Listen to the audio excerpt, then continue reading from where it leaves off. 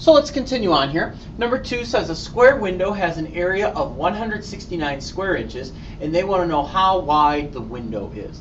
So remember, the area of a square thing would be length times width, or whatever the side is, squared. So they're saying when we square that number, that's going to equal 169.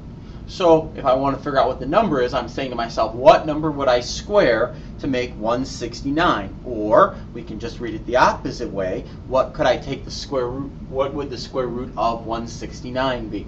Well, the square root of 169 is 13. Why? Because 13 times 13 is 169, which means the window has to be 13 inches wide. We'll continue on our journey here with question number 3, where we're asked to simplify some expressions here. And the one we're going to simplify first is 3 root 36 plus 7.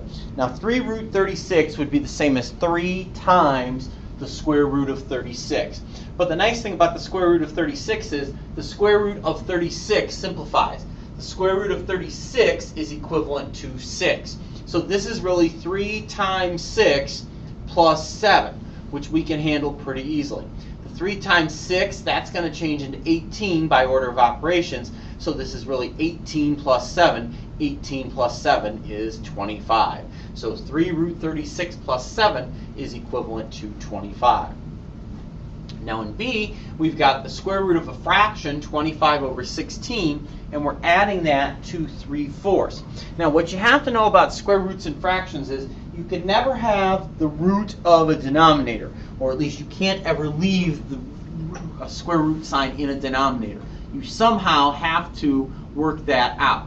So what they've done there is with root 25 over root 16 is they've gone ahead and just done their square roots, since they are both perfect square roots.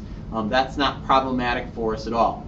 The square root of 25 is 5. The square root of 16 is 4. So really the square root of 25 over 16 is the same thing as 5 over 4.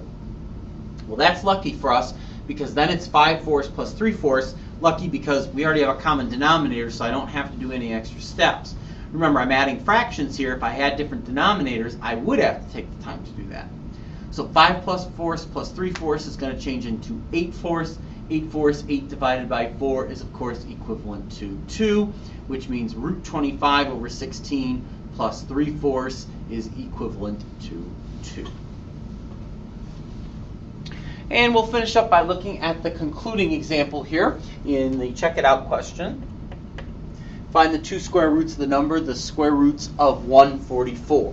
So what number would I multiply by itself to make 144, positive 144?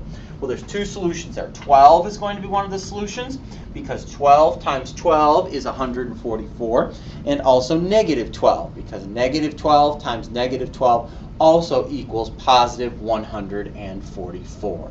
So the 2 square roots of 144 are 12 and negative 12.